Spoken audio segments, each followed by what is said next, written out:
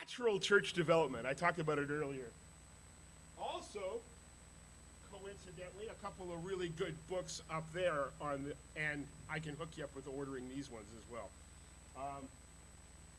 Natural church development is a tool to evaluate parish health. The idea being that if you're not healthy, you can't do mission, and you can always get healthier. And so it helps. It's an analysis of 90 key behaviors in churches. So you figure out what you're good at, and you figure out what you're not so good at, and you figure out how to focus what you're good at on what you're not so good at, and pretty soon you're good at it. It really is that simple. Now, it's an incredibly complicated process, but. So, in every parish, every congregation, every community, in the congregation, there are people who have varying varying degrees of influence. From little Johnny who comes once a year, just in case it's true, up to the people that are always there, the key influencers. You know, you think they sleep at the church. Some of them probably do. There is a varying degree of bearing on the identity and the program and the mission of these communities. And as you probably expect, little Johnny doesn't have a lot of influence or bearing on what those parishes are doing. So the missional state of your congregation did not just magically suddenly appear. Its origin is human. The influencers over generations have taught, modeled, prioritized, and allowed it to form the way it is.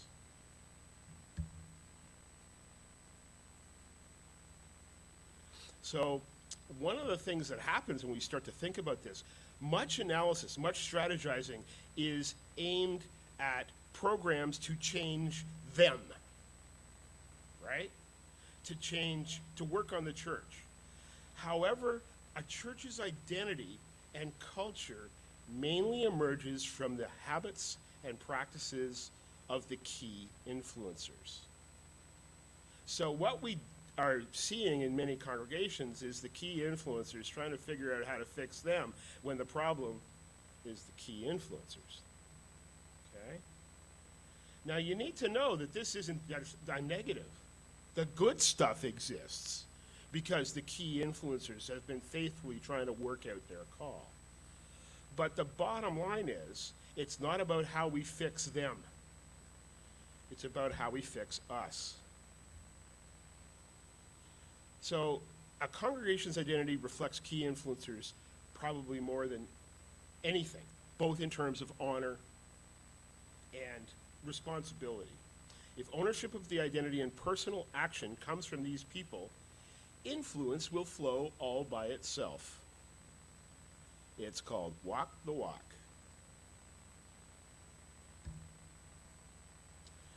We didn't make this up. Remember my rants about Luke? You ever read the story of the sending of the 70? That's a really key indicator of how Christ structured the church and how it was structured for key influence. So, you know, in the early church, you know, there's lots of stories about the crowd. Jesus spends a lot of time talking to the crowd, tells some funny stories, gives them some snacks, maybe heals them a little bit and sends them off. How much influence did the crowd have on the shape of the early church? Then there was the 70. Now, you know, the 70 came from the crowd, right? That's how you do your recruiting.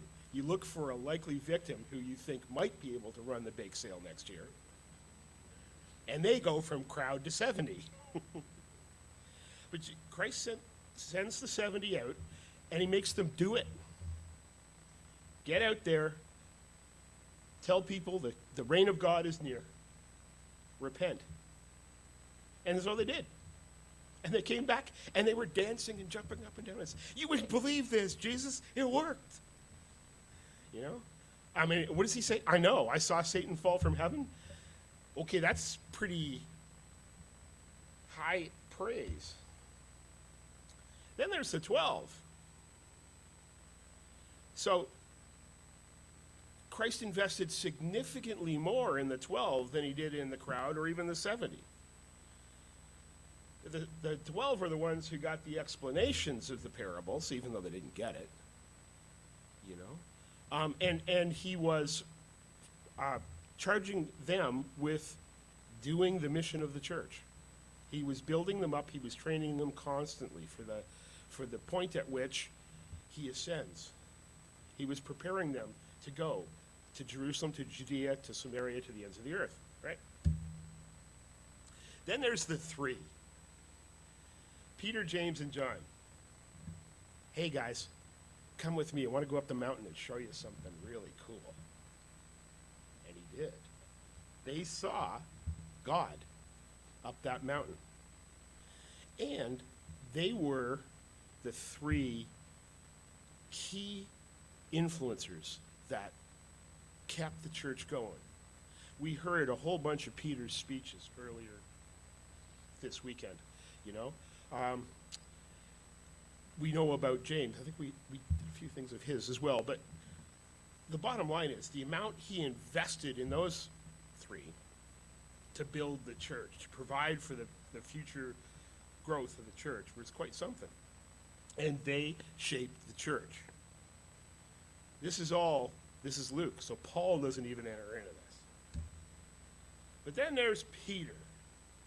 Dumb, stupid, stumbling Peter.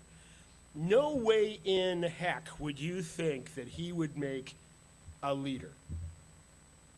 And yet, he was the rock on who Christ built the church. So you can see how these influencers shaped the church. Here's the question. If Jesus were to lead your church to greater health and growth and mission, on whom would he mostly focus his attention? Who are the key influencers where you are? And this is a little exercise, and I'm going to get you to do this. I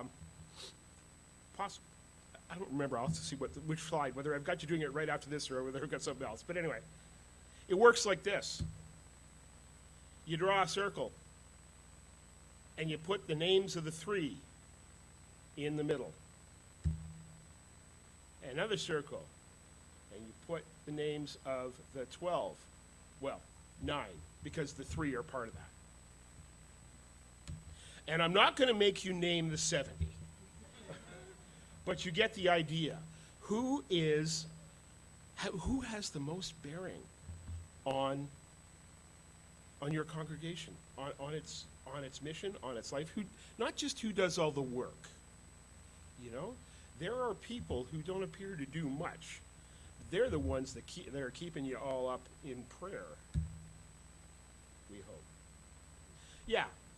So, draw a couple of circles and write down the answers to those questions.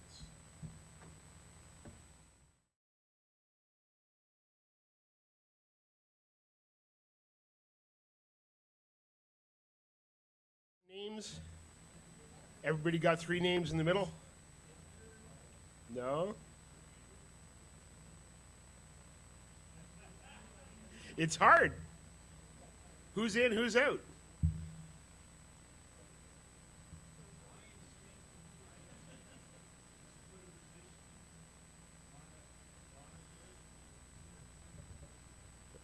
So what Joe's saying, especially for those on Zoom, is he's having a problem because his inclination is to put a position in the names, in the middle. And the reality is, you know, there are a variety of ordens, but the same spirit. It's not about position. It's about who has the organic authority and influence in the congregation. Many of you will be part of congregations where there's an elder who has been in that church since Jesus was a schoolboy and has done more to shape the life and ministry of that place, but maybe isn't real active anymore. But you know, that person is possibly more responsible than anyone else for the shape of the church. You know? Those kind of people. Who are the people that really gave the place life and shape?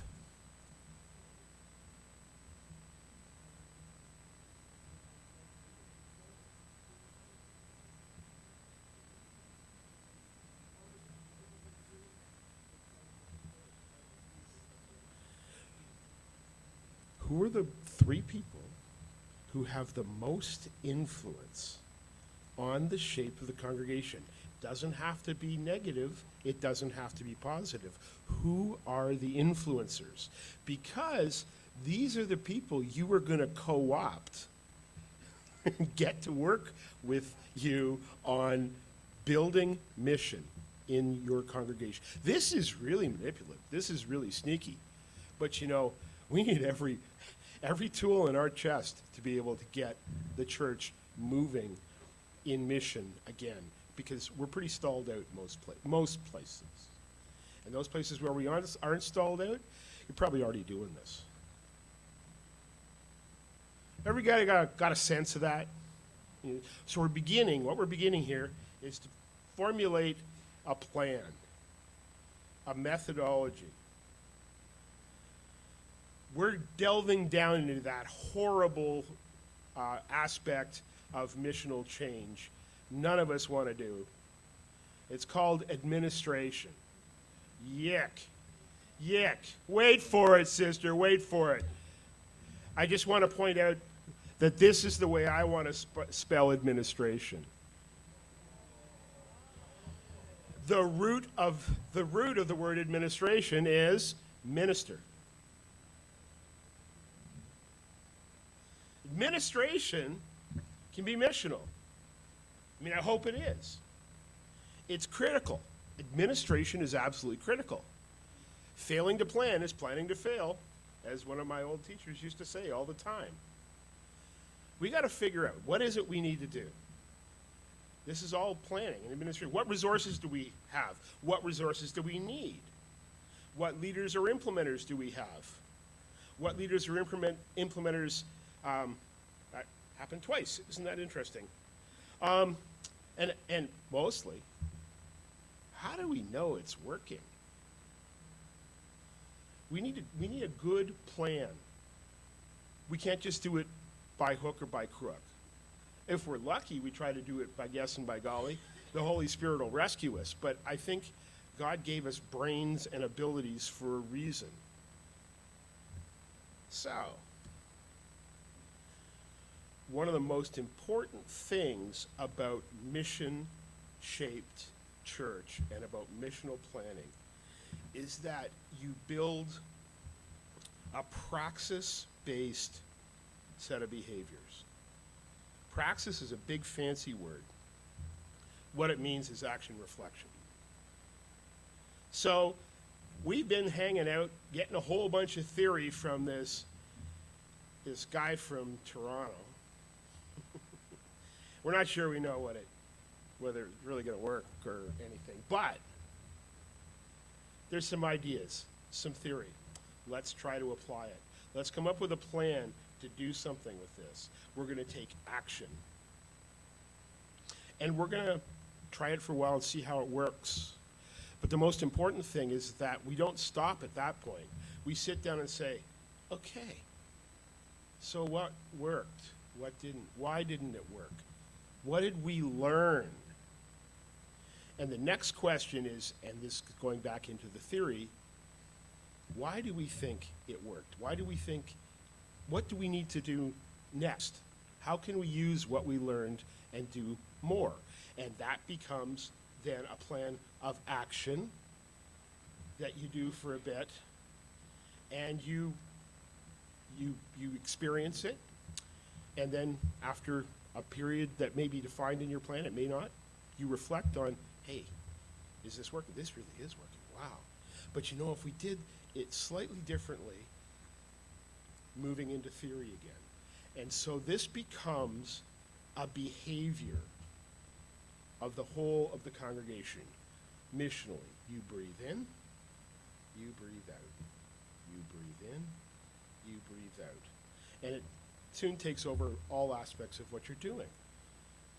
This is actually also the core of what's called the adult learning cycle. This is how adults learn. You know? We know all this, so why don't we use it?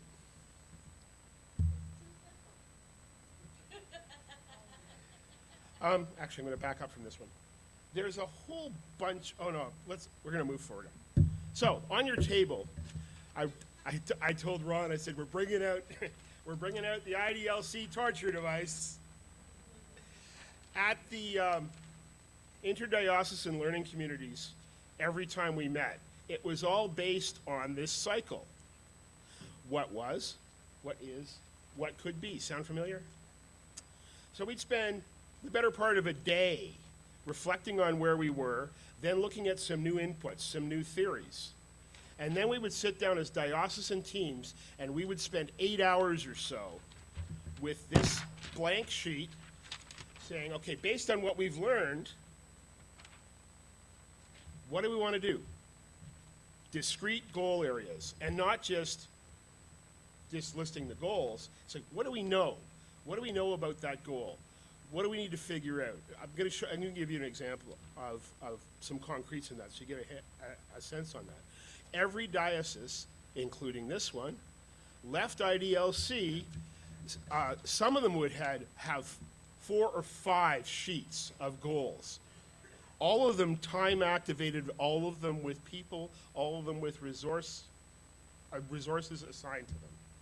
So this gives you an idea. I know this is a little hard to read, but I didn't know how else to reproduce this thing, because it's just it's not designed to be projected.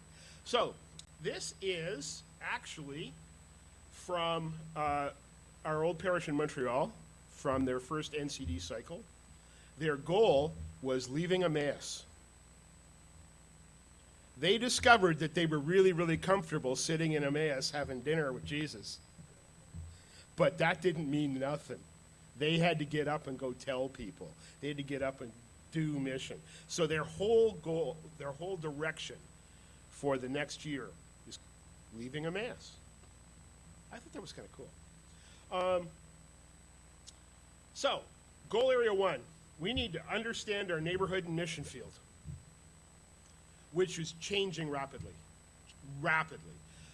They're within 5 minutes walk of the church building. There are 4 or 5 14, 15-story apartments and condos going up. The whole neighborhood is transforming. It used to be large, single-family dwellings, English. Now it's every ethnicity under the sun. This is the place that got 51 at their last messy church. So the area we're in, changing rapidly with new developments being built and longtime residents moving out. And you know where most of their parishioners were coming from, right? They were the longtime residents. They actually, I think, have more people living in the seniors facilities now than they have living in houses. So what do we got to figure out? So we got to figure out who the new folks are moving into the neighborhood. What are the missional needs we might address? So what are we going to do? And there's a whole list of steps. Mapping the parishioners by postal code so they know where everybody is. Get involved in the strategic planning process of the municipality. And what's interesting is they found out just about all of the city councilors were relatives of those people sitting in the pews. Institute a precise profile of Dorval, Point Claire, and Lachine. Meet with the planning folks. Meet with the developer. Because the church sits on the only green space within reasonable proximity to these massive towers. And incidentally, they're doing on Pentecost this year, they're doing their second blessing of the bicycles. Because the church sits on the major bicycle recreation route along the water. So Grace goes out with some holy water. There's big signs and balloons and everywhere. They're going out to where the folks are. And Uluvik is a residential facility for folks from Nunavut who are coming to Montreal for medical procedures and need to stay long term. And they're instituting a relationship there and bringing church to Uluvik. And then there's a whole bunch of people assigned. What I don't have here, unfortunately, because I don't have a copy of it, but they have worked really hard to talk about how are they going to know it's working. And then the next one is remaking our space, which is well underway now. They have gutted the basement of the church, and they're building a brand new kitchen. Everybody thinks, oh yeah, just we need another church kitchen, but this is so that they can serve meals for the community. Re-engage and energize our small groups. Initiate 3 colors of our spirituality, which is an NCD process that looks at their minimum factor was passionate spirituality. And so they're intentionally working on increasing that. So you get the idea. Don't be afraid to go outside the lines. Don't be afraid to, get into crazy amounts of detail. But start to create a plan. And if you, we will include a copy of the blank along with the PDFs of all my slides. If you send Lisa an email saying, can I have all the PowerPoints? We'll send you this as well so you can have a blank. And ideally, this is designed to be blown up to an 11 by 17, okay? Which is what it's on now. Okay, a couple of other pieces I want to talk about recommending. 2 books. You've heard us talk about this. If you haven't read them, it's worth reading. Mission Shaped Church is free. Mission Shaped and Rural, you have to buy. Where did I put those papers? There is, I don't know which one, but the resources for Missional Church in your packages. On the back, free downloadable resources.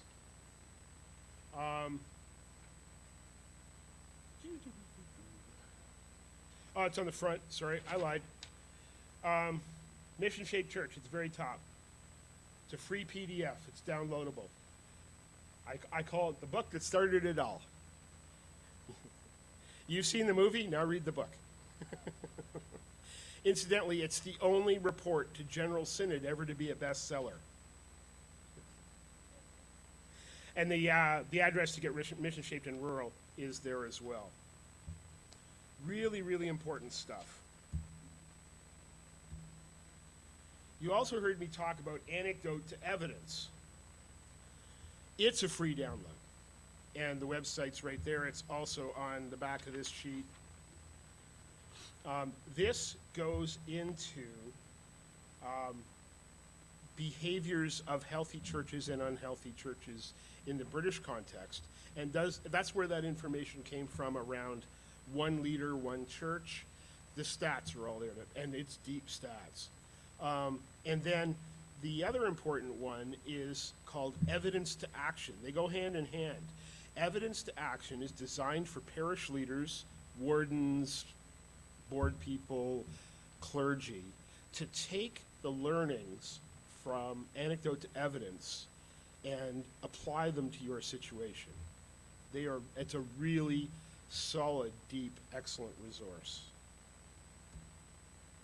You can.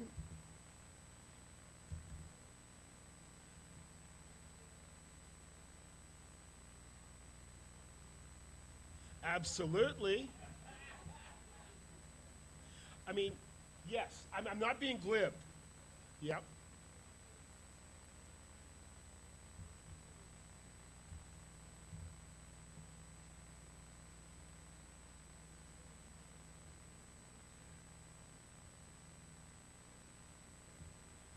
So part of it is, and I think, yep.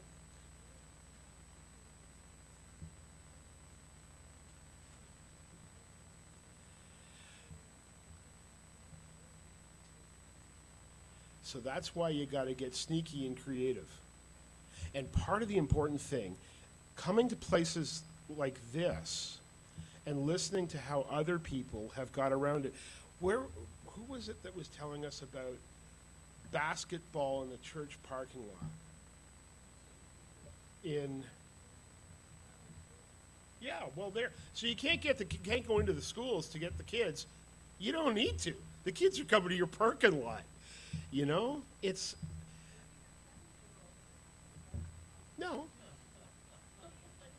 but I mean, part of it. See, what's God given you? What are the gifts you've got, and where does that intersect with the needs? At back corner.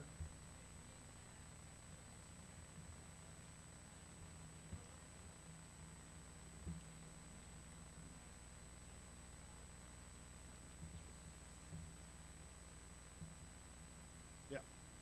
So there's lots of opportunities. Part of it is we got to talk, we got to share, we got to learn who's having successes. I mean, the thing about it, it's like the no skateboarding. You guys could have just said, no playing in our parking lot. You know, what did you do? You, yeah, the sidewalk talks. I mean, there's lots of opportunities. And just because you've got a small number of people, it just means you're not going to do, like, you're a group of 70-year-olds, you're never going to field a basketball team to win the city championship as 70-year-olds. That's okay. God doesn't necessarily want you to do that.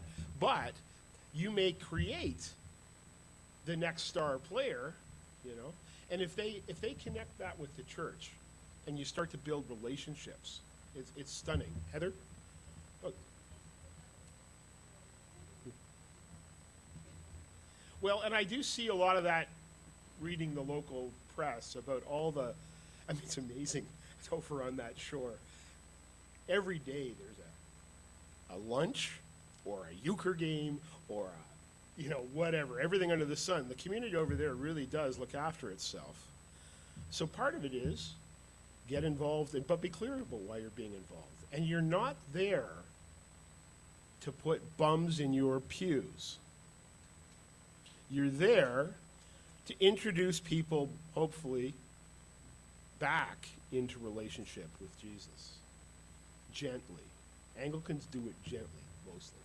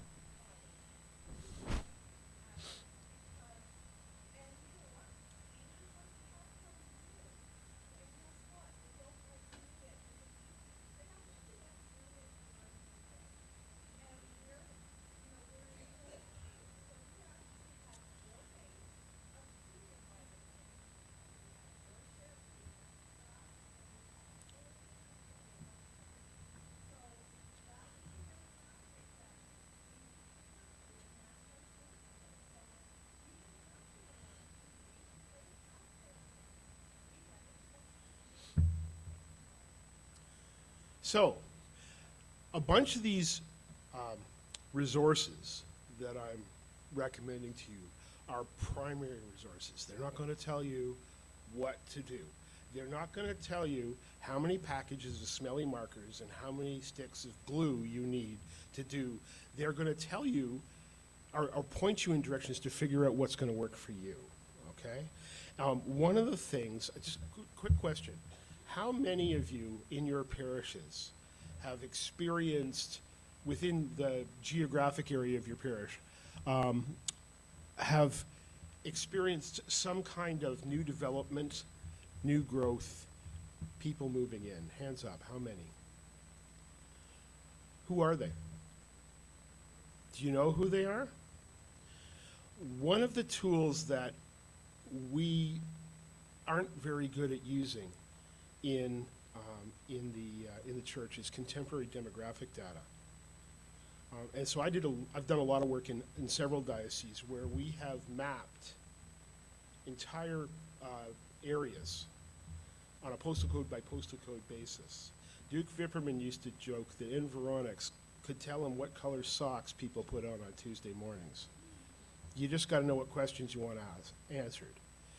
And so you get to see, and you discover amazing things about the new people in your neighborhood that you probably didn't know, and give you a window into how you might connect with the church.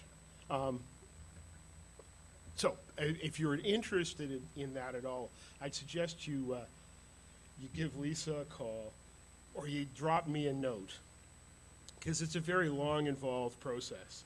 And sometimes it's a long, involved, expensive process, except that I've found some interesting ways to get it for free. One of them is to talk to the real estate folks, because they know this stuff cold.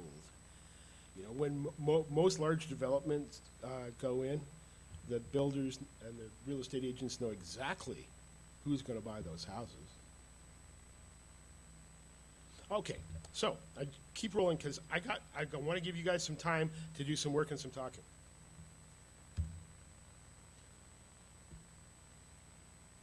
Okay, now the other piece, I just wanted to really quickly go through these. And so on the front page, the free downloadable resources. The other piece is the Day of Small Things, which was, again, another George Ling's effort. The Day of Small Things is an analysis of all of the fresh expression work in half the dioceses in the Church of England. And they found out some very surprising things, among which was that they had added the equivalent of one medium-sized diocese to the attendance of the Church of England through fresh expressions. That's pretty incredible. Tens of thousands of new followers of Jesus. Yeah.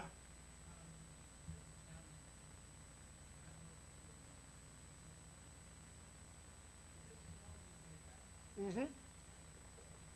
Good. That's a perfectly valid critique. There is, as far as I know, only one attempt to do this in Canada. We did it in the Diocese of Toronto. Dr. John Bowen and a research assistant, doctoral student from Wycliffe, did an analysis of 65 fresh expressions in the Diocese of Toronto. And Peter, you told me that's available, right?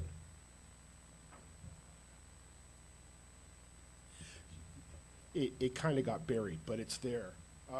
If you want to see it, send me a note and I'll bug Peter. I may have a copy myself. I couldn't find it. There's a good reason. When we started doing these, Vital Church Planting 1 at St. Paul's Bloor Street, God knows how many years ago. Were you guys at that, Ron? No, it was later, right? We had a bunch of people come up, mostly from the States, from the Diocese of Virginia, who had planted 13 new churches in 12 years, all of which were thriving. And so we brought them up, and we had the canon for church planting, Victoria Hurd. She did a presentation. She talked about their methodologies and how the institution supported it and all that kind of stuff. And we were looking at her, and it's like, this doesn't match anything we know. The Yanks are still in Christendom. You ever drive through the States with your radio on and try to find a radio station? Try to find one that's not a Christian radio station. You know, it's still Christendom. Christendom turned out the lights and shut the door here years ago. And so we ended up, through contacts that John Bowen had, connecting with what was happening in Britain around Fresh Expressions. Fresh Expressions was first published, I think, in 2005. And so this would have been 2009, 2010 we were doing this. And we decided, let's talk to the Brits. because they're living in a culture that is 20 years ahead of us in terms of secularization. They're working in what could be generously called a hostile culture to the church. And that's where we started. And we started to recognize a lot of similarities between their experience and ours. So we think that their data is important because it helps us to ask the right questions, not because it directs us to do something particular. There's all kinds of stuff that's different here from Britain, you know. They're becoming very multicultural, nowhere near as multicultural as we are, you know, all that kind of stuff. So you gotta read it with a set of Canadian lenses, but it's critically important data. And that's why we've got to bring in things like Environics Analytics, the guys who do the mapping, because they are looking at precisely what is. In their infometrics, they can give you values. They can tell you what the social values are of people in your community on a postal code by postal code basis. And amongst those social values are religious practice and belief. These are the people that call you up at 6 o'clock at night and say, "Hi, I'm calling from Environics Analytics. Could we ask you a few questions?" I always say yes, because I want to get the data in there that there's some of us around that still.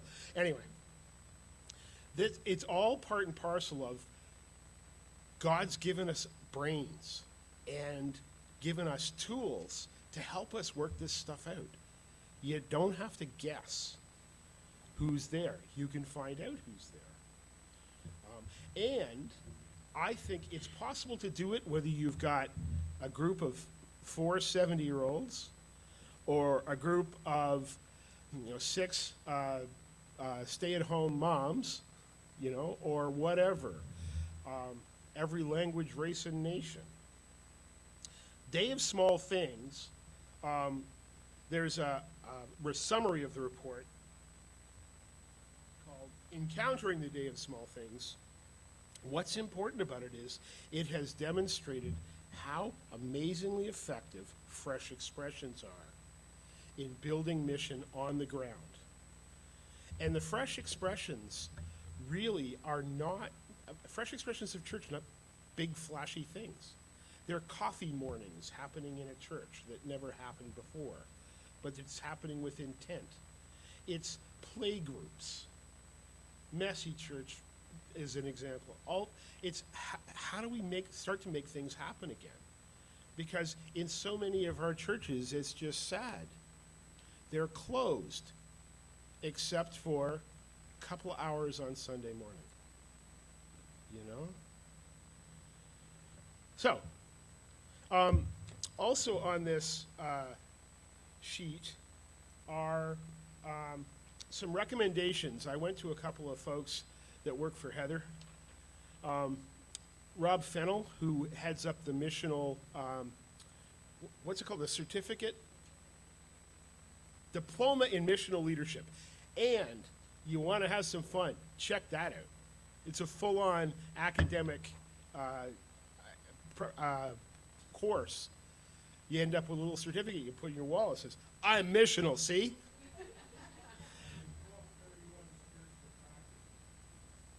Who, Rob's? Yeah. So I asked Rob, I said, "So tell me about the United Church.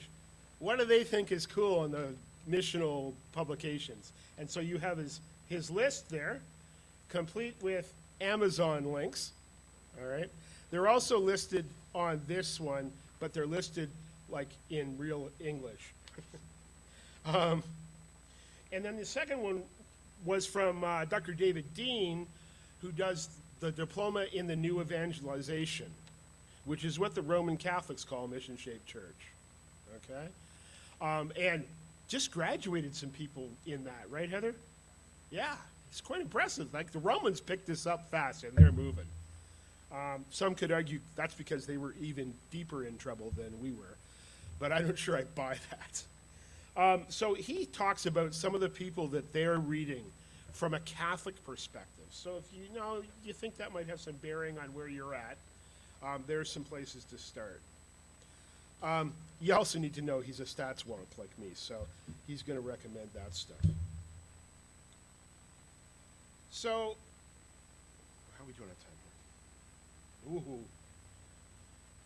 All right, I'm going to suggest that we break now and that you take some time to finish filling out or thinking about your key influencer matrix, or key influencer circles, and that you might begin to have a start at filling in a couple of initiatives and ideas that you think you might like to try when you get back, okay? And we will come back at 11 o'clock, and we'll go into some small groups. But if right now, when you're breaking up, if you came with some folks from your parish, and you've been forced to sit with other people who you didn't know before this weekend, you might want to go back and chat with them, with the people you came with, and do this together. Okay? Is that clear? And there's coffee, and there will be I'm assured, a hearty snack out there about 10:30. So back in here at 11. We good? Go in peace and be missional.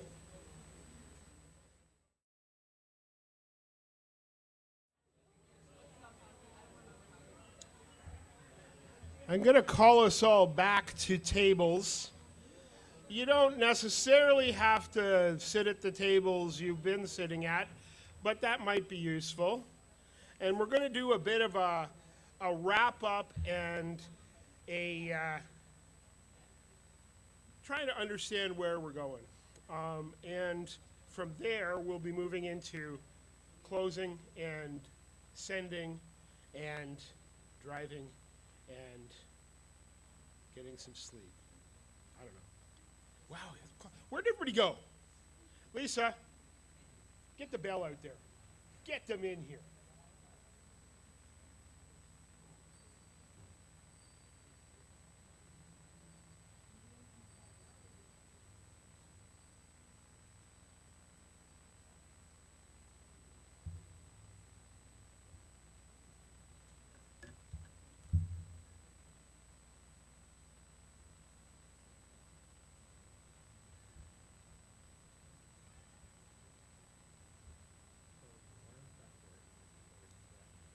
Okay. This one here?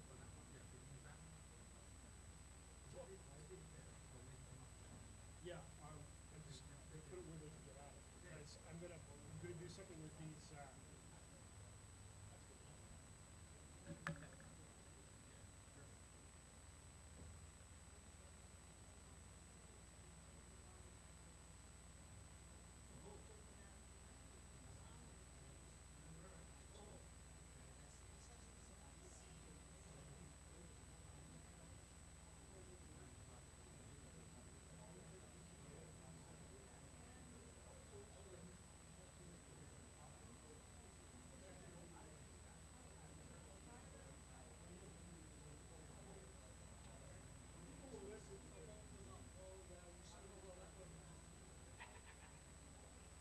Actually, I did. That's why I asked you. Okay, anybody still left out in the hall? Let's rock and roll.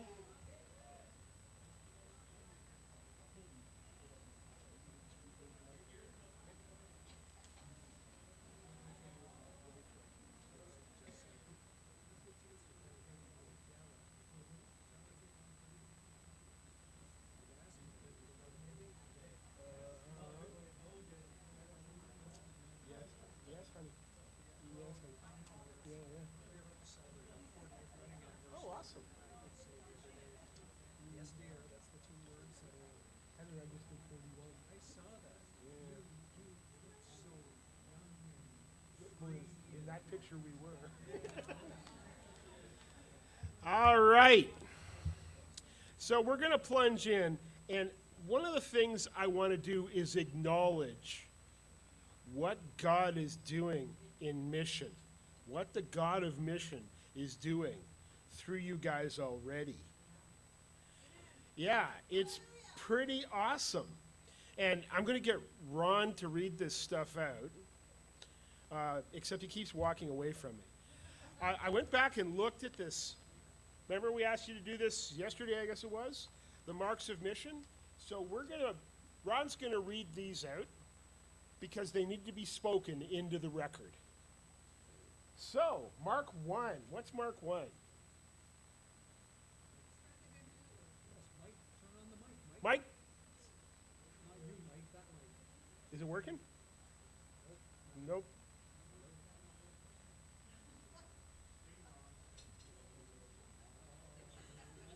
Oh, okay. There it goes. All right.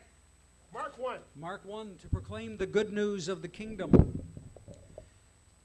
Here are the items. Community Roots Day Camp, sharing the gospel in word and deeply with children. So that's a diocesan program, right? Worship on the Wharf, blessing fishing and recreational boats, and this is mainly for de-churched and unchurched people. Fisherman's service and setting day blessing on the beach, another similar idea. Service or worship on the beach. Okay, so there's a lot of beaches. Is that it? That's it. So maybe we do need to send Aaron to the beach on Sable Sable Island. Island. Sable Island. A lot of beach on Sable Island, brother. Beach ministry. Okay, mark number 2, to teach, baptize, and nurture new believers. So here we have Messy Church, mentioned a fair bit, Bible studies, weeklies, confirmation classes, Thy Kingdom Come worship and workshop. So that's the current prayer initiative for between Ascension Day and Pentecost. And I think, well, it says vocational Bible school. Is that vocational or vacational? Okay. Well, Both. it could be either, actually. Both work. Yeah. Okay. Yep, that's it. Okay, lots on this one. Mark number 3, to respond to human need by loving service. So, food bank, white gift Sundays, Sunday school, school supply drive, sewing and knitting group, donating blankets for needy families, scarves, hats, mitts, etc. from the sewing and knitting group. Soak your souls. Do you know what that is? Who's here from? Oh, okay, well, I know you know because that's your parish doing it. Do you know? Okay, Kate, you gonna say, or somebody else from? Where's Don? Oh. Come to a microphone. Microphone right in front of you. Okay. Actually, there's one back there. No, but Mike has to mic the mic. So, Bishop Ron, it's a program one of our parishioners experienced when she went on a mission trip to Haiti. So we go to places like group homes, shelters. We did it once last summer in front of the cathedral. Men's groups, women's groups, all over. And we soak your souls. So there's foot care and hand care involved. No cutting or filing. We're not estheticians or nurses. But it's a time of refreshment. And we use Epsom salts and warm water and massage their feet and their hands and paint them. And it's just a beautiful time that you're a humble servant, and we say we get more out of it than they do, but the people are just so thankful when we do Awesome. Any kind of pampering, that's right, yeah. So it's Cool. the foot washing taken to the next level kind of a thing, right? Okay. God's Tickle Trunk. Food, health products, and scripture and inspirational messages. And this is a free services. That's through St. James, I think, Armdale, right? Community Well Project. And actually, I just heard about this in Western Shore, where the parish is partnering with the municipality in an area where frequently in the summertime people's wells go dry because of drought conditions, that rather than the municipality giving people kind of chits to go get bottled water and so on, They're actually going to either use the church as well or put another well at the church for people to come to the church and get water. Come And to then the that- water. then there's something very scriptural about that. Come to the water, Yeah.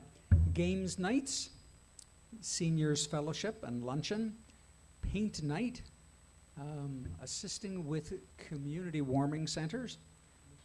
Oh, prayer shawl ministry, yeah, that's in a number of parishes. Art show, supporting PWRDF and donations, and they bought the farm. Now, I think I know what that means. They didn't just buy the farm. I mean, they bought the farm. Right? Yes. Gave needy family aid towards electric bill, food bank, Sunday suppers, meals and outreach, recycling eyeglasses and hearing aids, wildfire relief and community concerts, outreach to homeless encampment, children's Christian fund support. Where's that Christmas? Christian. We tend to do well on that mark of mission. Okay, number 4, to seek and transform unjust structures of society. Sponsoring refugee family and staying connected to them, which is important as well. It's not just like a two-year commitment and you're gone. Keeping conversations active about wars, violence, the environment. Connecting and ministering to immigrants and new Canadians.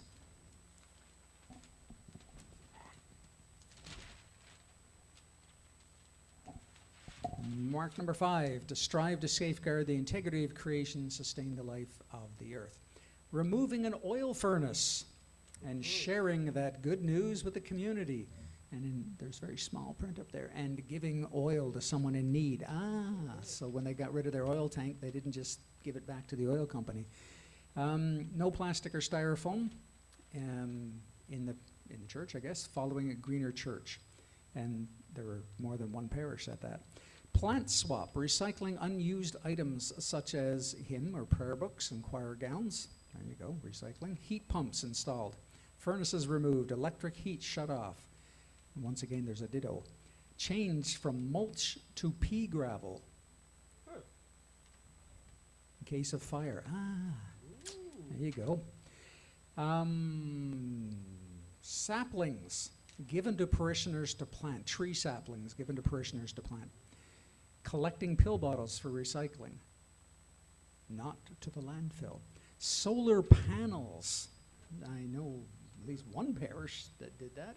Are there perhaps more that are installing solar panels at this point?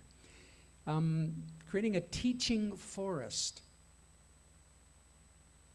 This, can't read that. Is it Glendale? Glendale. Toward sustainable environmental, social, and economic justice. Okay, Wow. so using church lands for an environmental teaching project. Okay, Thanks, Ron. fabulous. That's pretty amazing. God has no feet in the world, but yours.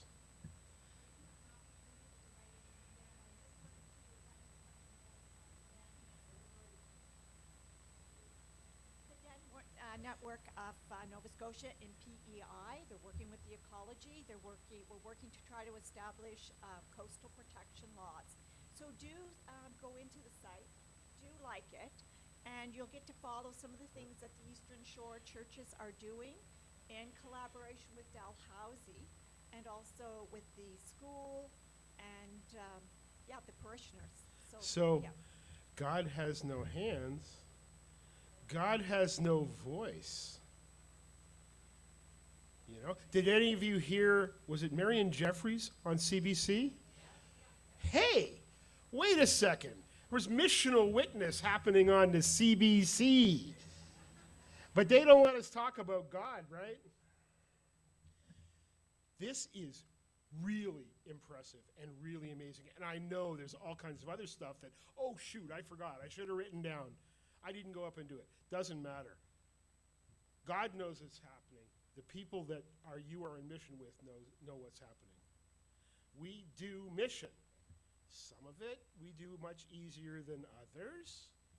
So that might become a focus for your planning and your matrix. Want to shift right now And I'm going to stop talking pretty much. Yeah, I know. You see why I left Toronto, right? I had to have an office across the hall from that clown. Oh, now he's running away. Chicken.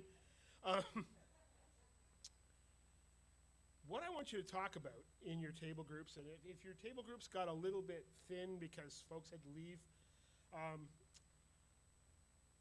where are you going? Where are you going with this?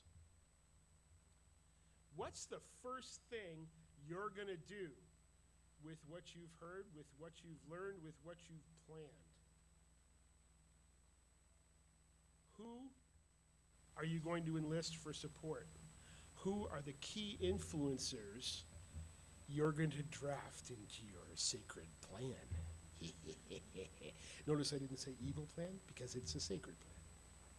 What do you need help with? You know, and if you want to note those down and ask at the end, we'll give you a chance probably at about a half an hour. We'll give you a chance to feed back to the whole group by the mics. But talk in your table, and what are you excited about? You know? What do you need help with?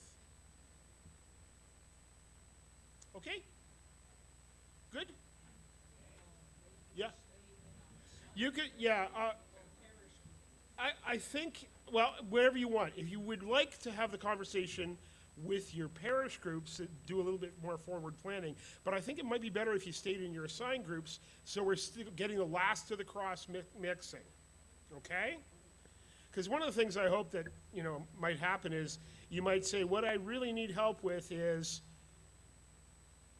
we're going to open a chips and gravy stand, so we need potatoes. And somebody across the road will say, well, we've got a guy in our parish who has a surplus of potatoes, whatever. We might get some cross-mixing, okay? So go do. And we'll be back at the mic at about 11:45.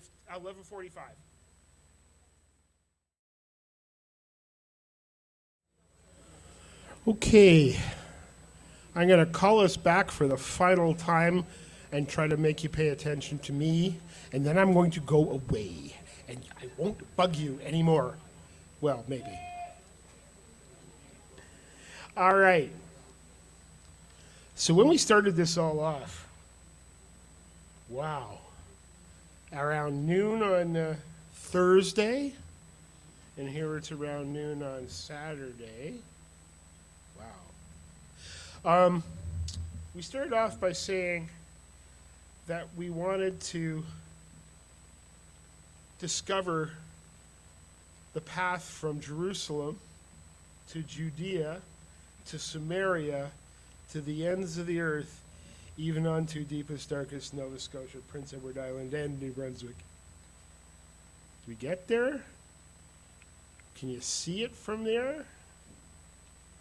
I hope that we gave you some insight and that you've got some exciting thoughts that you're taking home, plans that you're taking home, dreams that you're taking home, and I hope you're not taking home regrets. So we've got a few minutes. We can ask if you want to come and share something that is exciting, something that is important that you're taking back with you to wherever it is you're going back to. And there's a mic there, and there's a mic there. Okay? I knew someone was going to stand up. You guys are just so extroverted, some of you. Oh, that's what it is. Yeah. You got to watch these Upper Canadians. I know, I learned my lesson. We had a wonderful conversation, Vivian and Elizabeth and I, and there seems to be something that's come up.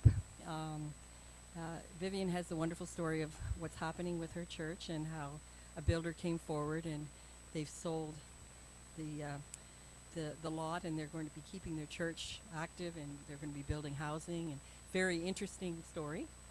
And then we have a story from Elizabeth who is talking about rural United Church land and that there's a need for housing, but there's a need to do the same thing. So then we started talking about the potential of inventory and whether the United Church had done full inventory of assets. And then also Lawrence and I at lunch had a conversation about Anglican Church inventory of lands.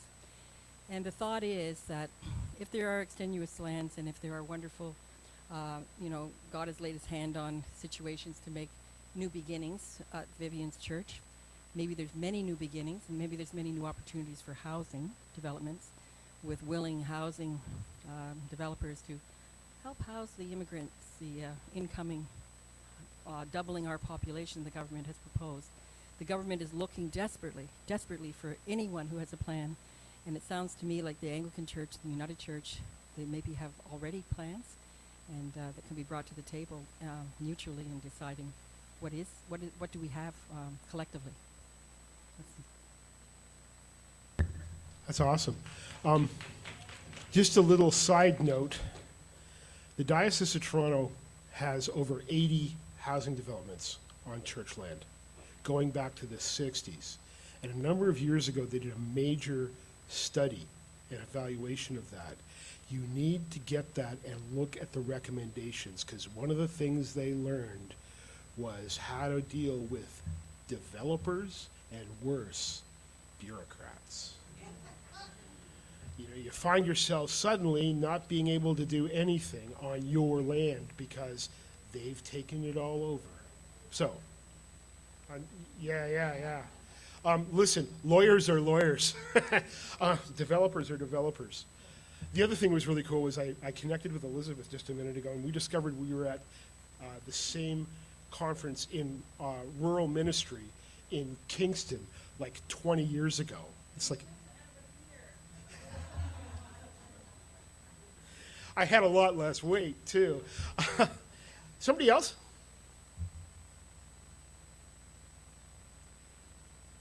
Okay, we're going to just let it settle, and then we're going to close with some worship and commission.